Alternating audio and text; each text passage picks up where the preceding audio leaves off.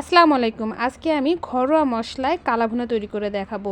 কোনো রকম বাড়তি কোনো মশলা না, ঘরে থাকা উপকরণ দিয়েই মজাদার এই কালাভুনা রেসিপি আজকে তৈরি করে দেখাবো।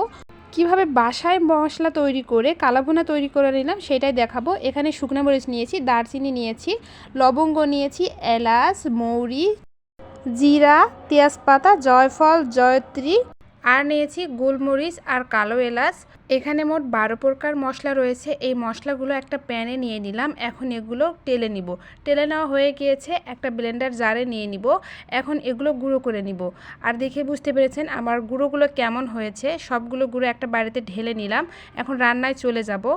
কালো ভুনা করার জন্য এখানে আমার 600 গ্রাম মাংস রয়েছে। মাংসগুলো আমি একটু বড় সাইজের পিস করে নিয়েছি। হাফ কাপ পরিমাণ এখানে পেঁয়াজ বেরেস্তা দিয়ে দিলাম, আর হাফ কাপ পরিমাণ কাঁচা পেঁয়াজটা কেটে নিয়েছিলাম সেইটা দিয়ে দিলাম।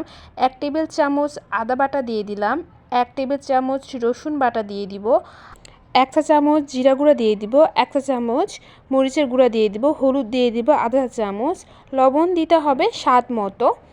এখন আমি গুঁড়ো করে নেওয়া মশলাটা দিয়ে দিলাম। আর এখানে 2 টেবিল চামচ দিয়েছি সয়া সস, টমেটো সস দিয়ে দিব 3 টেবিল চামচ। সবশেষে বেরেস্তা ভাজার যে তেলটা ছিল সেটা দিয়ে দিলাম। মশলাগুলো দেওয়া হয়ে গেলে এখন সব কিছু ভালোভাবে হাত দিয়ে মাখিয়ে নিতে হবে। কালো ভুনা রান্নায় কালো কালার করার জন্য অবশ্যই সয়া সসটা দিতে হবে। পারফেক্টভাবে কালো ভুনা তৈরি করতে সয়া সসটা অবশ্যই দিয়ে দিবেন। মশলাগুলো মাখিয়ে নেওয়া হয়ে গিয়েছে। এখানে আমি হাত ধোয়া সামান্য কিছু পানি উপর দিয়ে ছড়িয়ে দিব। মাংসর টেস্টটা বাড়ানোর জন্য এখানে আমি 20 মিনিটের জন্য ম্যারিনেট করে রেস্টে রেখে দিব। রেস্টে রাখার পর মাংসগুলো কিন্তু অনেকটাই সফট হয়েছে। ঢাকনা দিয়ে কিছুক্ষণ রান্না করে নিব। আর দেখতেই পাচ্ছেন এই মাংসগুলো থেকে যখন বাবলস উঠবে তখন একটু নেড়েচেড়ে দিতে হবে। আমি উল্টিয়ে পাল্টিয়ে মাংসগুলো নেড়েচেড়ে দিব। নেড়েচেড়ে দেওয়া হয়ে গেলে ঢাকনা দিয়ে দিব।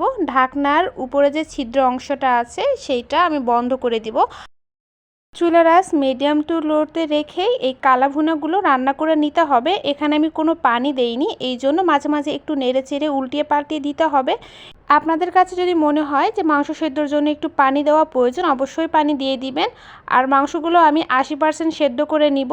আর মিডিয়াম টু লোতে রেখে আমি মাংসগুলো 80% সেদ্ধ করে নিয়েছি। বাকি 20% রান্না করা শেষেই সেদ্ধ হয়ে যাবে।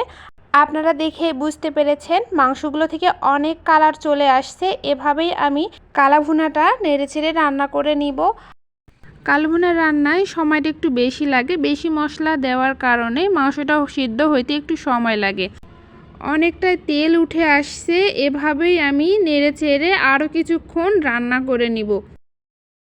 কালা ভুনা রান্নার সময় মাংসটা চেক করে নেবেন সিদ্ধ হয়েছে। এখানে আমার মাংসগুলো সিদ্ধ হয়ে গেছে। যদি সিদ্ধ হয়ে না যায় আবারও পানি দিয়ে ঢাকনা দিয়ে দিবেন। দেখতেই পাচ্ছেন কালো ভুনাটা কত সুন্দর কালার এসেছে আর উপর দিয়ে তেল উঠে আসছে। এখন আমি বাগার দিয়ে দিব। একটা ফ্রাই প্যানে আমি তেল দিয়ে দিলাম। দিয়ে দিব শুকনা মরিচ, রসুন কুচি আর কিছু পেঁয়াজ কুচি। ভালোভাবে ভেজে ব্রাউন কালার হয়ে আসলে কালো ভুনার উপর দিয়ে পেঁয়াজ রসুন ভাজাগুলো দিয়ে দিব।